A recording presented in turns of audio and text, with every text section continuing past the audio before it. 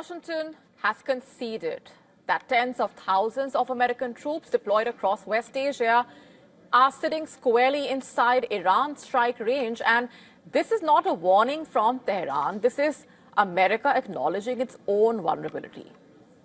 That too at a precarious point when threats, counter-threats, and military preparations are rapidly converging. Even as Washington detailed that risk, Iran issued a stark warning. The country's foreign minister has said that Iranian armed forces are on full alert with what he described as fingers on the trigger, ready to respond immediately and powerfully to any aggression. That statement on your screen.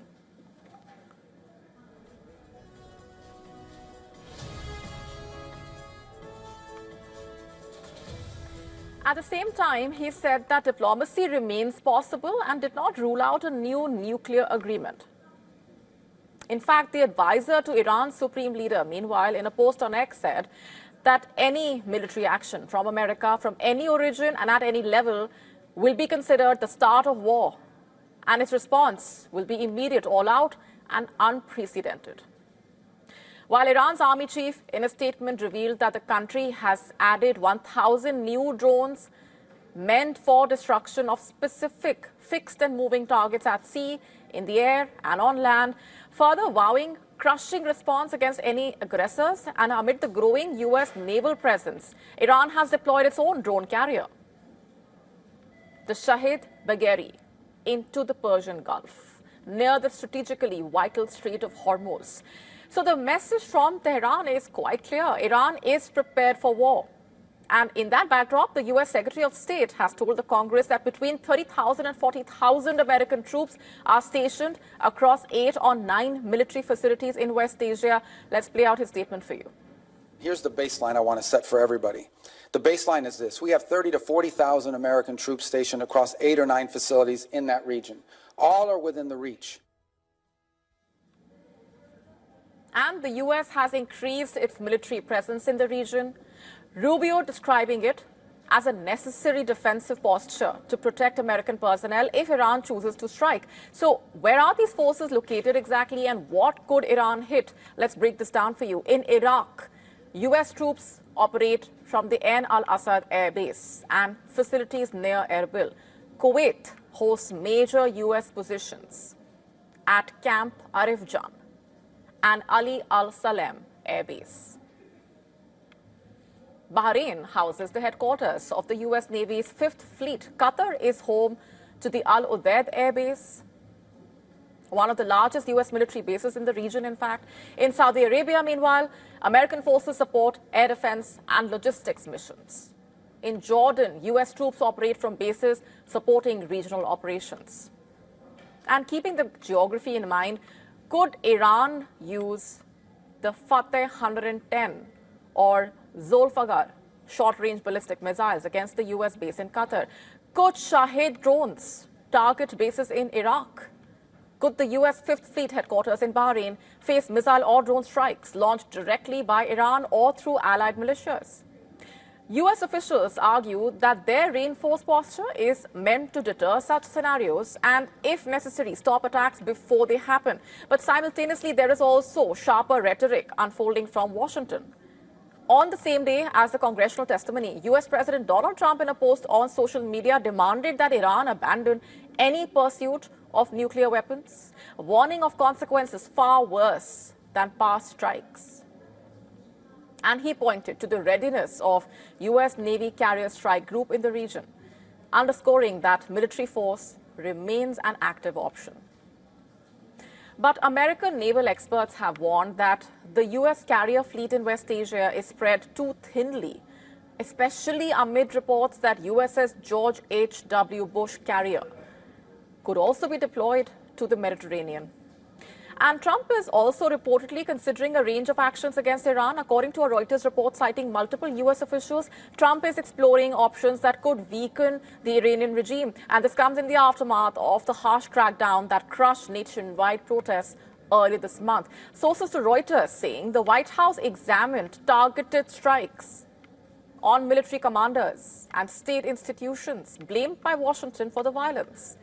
The objectives The objective, reportedly, officials suggest, would be to embolden protesters and signal that government and security installations are not untouchable.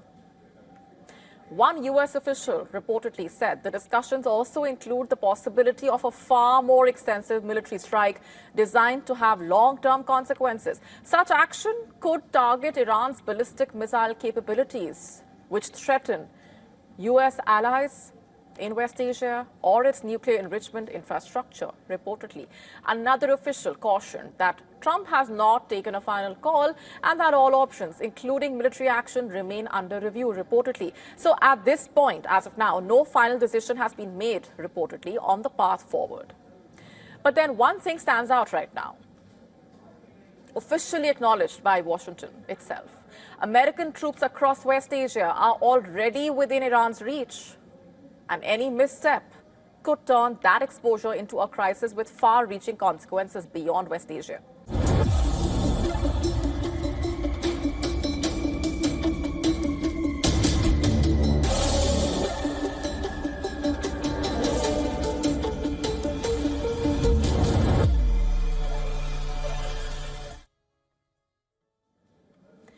Is Russia using Starlink to target Ukraine? A new report is raising serious questions about whether technology provided to help defend Ukraine is now being used against it. According to Ukrainian officials and Western analysts, Russia may be using Elon Musk's satellite internet system, Starlink, which was originally supplied to support Ukraine, remember, to now help guide deadly drone attacks. Ukraine's defense minister, in fact, said that Kiev was in contact with Elon Musk's SpaceX over the allegations that Russian drones were using internet from Starlink satellites during attacks on Ukrainian cities. Remember, Starlink was given to Ukraine after the war started in 2022, when Moscow strikes crippled much of the country's communications network. Since then, more than 50,000 terminals have reportedly been delivered to Kiev, funded by SpaceX, reportedly, and by Western governments, including Poland, Germany, the US. The system has played a crucial role in keeping Ukraine's military as well as emergency services connected on the battlefield. But then now reports suggest that Russian forces may also be accessing the same technology. Ukrainian defense analysts are saying some drones appear to be using real-time satellite connectivity, allowing operators to adjust their path mid-air and strike moving targets, including civilian trains. Indeed, a Russian drone hit a Ukrainian passenger train on Tuesday, remember, as it was traveling in Ukraine's eastern Kharkiv region, killing at least 5 people. Ukrainian president, meanwhile, has said in a social media post, I'm quoting, in any country, a drone strike on a civilian train would be regarded in the same way purely as an act of terrorism, quote unquote. The Ukrainian deputy prime minister said in a social media post that according to preliminary information, the attack involved 3 Iranian-made Shahid attack drones, which hit the engine and 1 passenger car, causing a fire. If confirmed, this would basically mean that Russia is using the same system once described as a lifeline for Ukraine to carry out attacks inside the country. In the aftermath, even Poland's foreign minister accused Starlink of making money on war crimes, quote unquote, claiming the service has become part of Russia's battlefield infrastructure. And he has called on Musk and SpaceX to take stronger action to prevent misuse. Musk, on his part, has rejected the accusations, saying Starlink does not allow offensive military use and that its terms strictly prohibit such activity. And he also pointed out that Ukraine itself remains one of the system's biggest users. But Starlink's growing role, showing how big of a role it actually is playing in modern warfare overall, with nearly 8,000 satellites in orbit. SpaceX now operating the world's largest satellite network. Its technology provides faster and more reliable internet than traditional systems, which also gives the CEO Elon Musk unprecedented influence in military and security affairs. Poland, which is one of Ukraine's main supporters, has said it uses multiple satellite providers to reduce security risks, even if that means high costs. Analysts are warning that once such technology spreads, it becomes extremely difficult to control who uses it and how. SpaceX has not confirmed whether its system was used in recent Russian attacks. The company has not responded directly to the latest allegations. Reportedly, Russia also denying deliberately targeting civilians.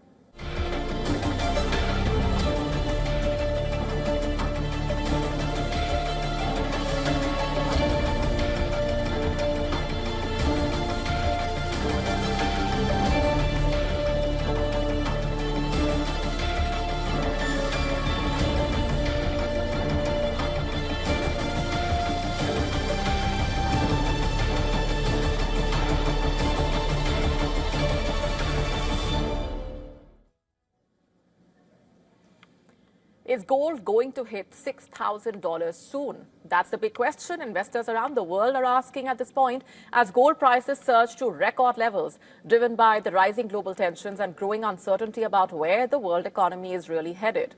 And on Thursday, gold prices soared to a fresh record, near $5,600. Its highest level ever. The rally comes after U.S. President Donald Trump sharply escalated his warnings against Iran, raising fears of another military confrontation in West Asia. At the same time, oil prices are rising, currencies are weakening, and financial markets are turning cautious. And all of this is pushing investors towards one asset that they traditionally trust in times of trouble, and that is gold. So gold continues to rise sharply, triggered by multiple reasons. Essentially, Trump has warned Iran to return to nuclear negotiations, like we said, and hinted at possible military action if talks fail, reportedly. The U.S., meanwhile, has moved warships into the region. Iran has responded with threats of its own. And all of this has revived fears of conflict in the region that supplies a large share of the world's oil. Whenever tensions rise in West Asia, global markets become nervous. Investors worry about disrupted trade routes, rising fuel prices, also wider instability. And when the fear rises, money usually flows into safe assets, like gold. The second reason is the weakening U.S. dollar. The dollar is the world's main currency. It is used in global trade, oil pricing, central bank reserves. And when the dollar weakens, it signals that investors are losing confidence in the U.S. economy or its leadership. A weaker dollar also makes gold cheaper for buyers in other countries, increasing demand. Recently, Trump has suggested that he is comfortable with a weaker dollar because it makes American exports more competitive. And that message has added pressure on the currency and boosted gold further. The third factor, interest rates and the U.S. Federal Reserve. The Federal Reserve, or the Fed, is America's central bank. As you may be aware, it decides how expensive or cheap borrowing is, not just for the U.S., but for much of the world. Because the U.S. economy is so large, Fed decisions in a way influence interest rates, investments, and currencies globally. At its latest meeting, by the way, the Fed kept interest rates unchanged, but investors believe rates could be cut later this year. And this expectation is linked to Trump's plan to appoint a new Fed chair soon. The Fed chair, of course, is one of the most powerful economic figures in the world. Their views shaping how much money flows into markets, how strong the dollar is, and how risky assets perform. Many investors expect Trump to choose someone with a dovish stance.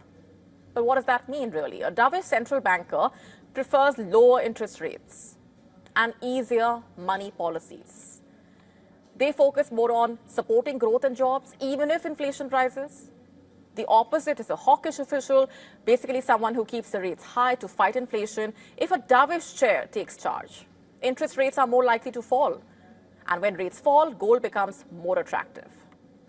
And that is because gold does not pay interest. So when bank deposits and bonds offer lower returns, investors are more willing to hold gold instead. And all of this is happening against the backdrop of the growing political uncertainty. Trump's tough language when it comes to Iran, questions over the American economic policy, debates over the dollar's role in the world, concerns about global leadership, all of this put together, creating what analysts describe as a trust problem. Market strategists say gold is no longer behaving like a normal commodity. Instead, it's becoming a measure of confidence. And when people trust governments, institutions, currencies, gold prices usually stay calm. When that trust weakens, gold rises. In simple terms, investors are buying gold because they are unsure about who and what to believe anymore. And the impact is visible across markets. Oil prices are climbing on fears of supply disruptions. Asian and European stock markets moving unevenly. Some countries like Indonesia, in fact, are seeing sharp volatility. China's troubled property sector is showing signs of stress again. And currencies remain under pressure. All of these signals point to a world economy facing multiple risks all at once. Geopolitical, financial, political. So the question still is, can gold really breach $6,000? Can it reach the $6,000 mark? Some experts say it is now possible if the tensions with Iran continue, if the dollar stays weak, and if the interest rates are cut. Others warning that prices may fall if diplomacy succeeds or the markets calm down. But then one thing is for sure, this rally is not just about speculation. Gold is rising because uncertainty is mounting. And until that certainty fades away, investors are likely to keep turning to it for safety.